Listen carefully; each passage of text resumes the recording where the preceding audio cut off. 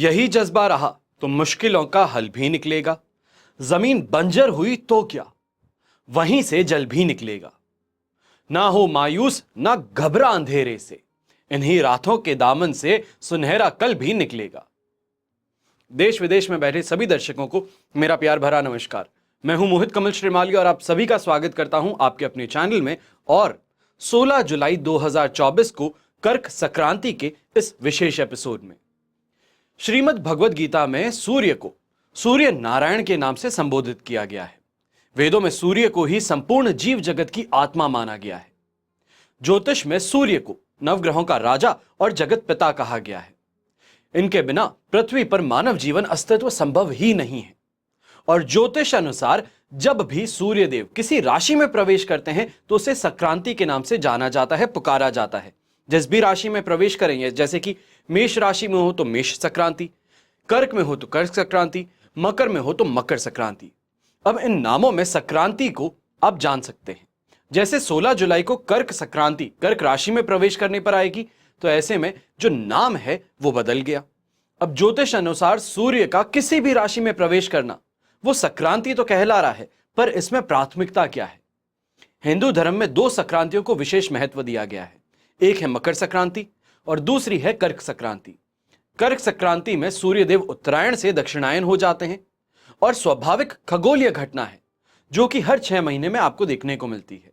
और दोनों ही संक्रांतियों में मौसम परिवर्तन होता है, यानी कि मकर संक्रांति से दिन बड़े होते हैं और रातें छोटी, तो वहीं कर्क संक्रांति से दिन छोटे होने शुरू होते हैं और रातें लंबी। कर्क संक्रांति का हिंदू धर्म में भी एक विशेष महत्व बताया गया है। कर्क संक्रांति इस समय में पूजन करना अति आवश्यक है। यह जो समय काल है इसमें सूर्य को पितरों का अधिपति माना गया है और इस काल में षोडश कर्म और अन्य मांगलिक कर्मों के अतिरिक्त अन्य कर्म ही मान्य होते हैं। तो श्रावण माह में विशेष रूप से भगवान भोलेनाथ की पूजा अर्चना करने से आपको पुण्य फलों की वृद्धि होती है। श्रावण माह में प्रतिदिन शिव महापुराण या तो फिर शिव स्तोत्र का विधि पूर्वक पाठ करके दूध, गंगाजल, बीलपत्र, फल इत्यादि सहित शिवलिंग का पूजन करना बहुत ज्यादा शुभ होता है। इसके साथ ही इस माह में ओम नमः शिवाय इतना सा मंत्र है, पंचाक्षरी मंत्र जिसे कहा जाता है। शिव पूजन करना इस मंत्र के साथ लाभकारी बताया जाता है। माह के प्रत्येक मंगलवार को मंगला गौरी का व्रत और पूजन विधि पूर्वक करने से स्त्रियों के विवाह और संतान व सौभाग्य में वृद्धि होती है। दक्षिणायन के समय में भगवान विष्णु और भगवान शिव का पूजन करते हैं और इस दिन तुलसी पत्र से भगवान विष्णु की पूजा करना बहुत ज्यादा शुभ बताया जाता है। पितरों की शांति के लिए पिंडदान किया जाता है। तो कर्क संक्रांति को किसी भी शुभ और नए कार्य के प्रारंभ के लिए शुभ नहीं बोलते।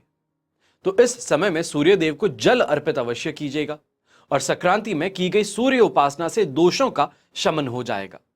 सूर्यदेव से सदा स्वस्थ रहने की कामना कीजिए। आदित्य हृदय स्तोत्र और सूर्य मंत्र का पाठ करें और इस समय में शहद का प्रयोग ज्यादा से ज्यादा करने से आपको लाभ मिलता है। कर्क संक्रांति में वस्त्र और खाने की चीजें और विशेष करके तेल का दान बहुत ज्यादा महत्व अपने आप में रखता है। तो ऐसे समय में 2 आपको उपाय बता रहा हूं। खास तौर पे पितरों का आशीर्वाद अगर आप प्राप्त करना चाहते हैं तो इन उपायों को अवश्य कीजिएगा। सबसे पहला, परिवार के सभी सदस्यों से बराबर मात्रा में सिक्के इकट्ठे कर लीजिए और उन्हें मंदिर में दान कर दीजिए। यानी कि अगर आपने 2 रुपए का सिक्का निकाला है तो माता जी से, पिताजी से, छोटे भाई बहनों से, चाचा चाची से, सबसे 2-2 रुपए के सिक्के आप ले लीजिए। ये सभी सिक्के आप इकट्ठा करेंगे और इन सिक्कों को एकत्रित करके मंदिर में दान कर देंगे। यदि आपके दादाजी हैं तो उनके साथ में जाकर के दान करना तो और ज्यादा बेहतर है। दूसरा उपाय, चींटी, कौवे, चिड़िया, कुत्ते और गाय, इनको रोटी खिलाते रहना ये अपने आप में पुण्य आपको कमाने का साथ देता है। और अगर इन सभी को या इनमें से कोई भी एक को आप हर रोज एक ही समय पर रोटी खिलाते रहें तो आपको इसका लाभ बहुत ज्यादा मिल सकता है। गाय को गौशाला में जाकर के हरा चारा आप भरपेट खिला सकते हैं। तो वहीं कर्क संक्रांति पर वस्त्र और खाने की चीजें, विशेष करके तेल का जो दान है, ये आपको अवश्य करना चाहिए।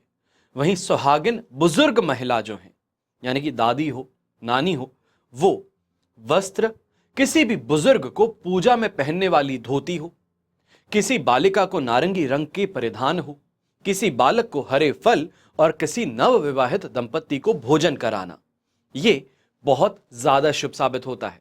ये कहा जाए कि इस समय में ये उपाय करना है, ये छोटा सा कर्म करना, ये आपके लिए पुण्य कमाने का एक अवसर बन जाता है। माना जाता है कि कर्क संक्रांति के समय मॉनसून का आगमन होता है और सूर्यदेव के उत्तरायण से दक्षिणायन होने पर मौसम में बदलाव आता है। इसे देवताओं की रात्रि भी कहते हैं और इस दौरान शुभ और मांगलिक कर्म जो हैं, चाहे शादी हो, विवाह हो, नए घर के लिए गृह प्रवेश हो, इन सभी कामों पर मनाही होती है। इतना ही नहीं, ये समय जो है ये नकारात्मक शक्तियों को प्रबलता देता है, उन्हें और ज्यादा ताकत देता है।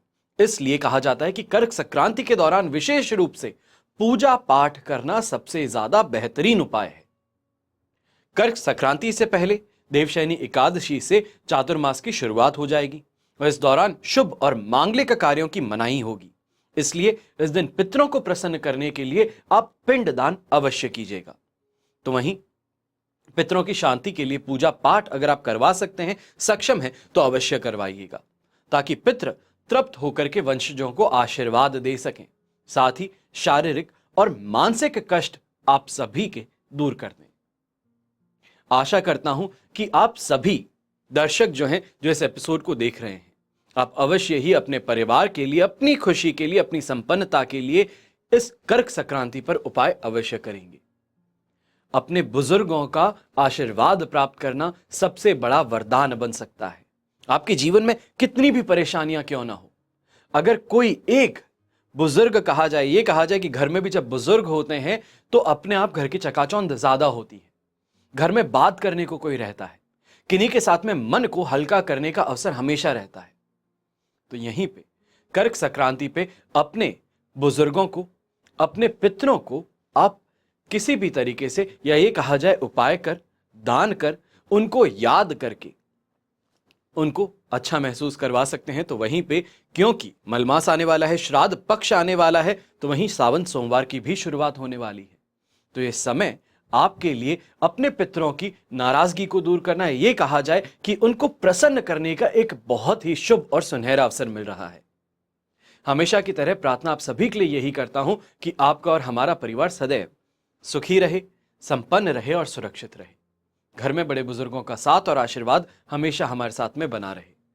जय श्री राम एवं जय हिंद।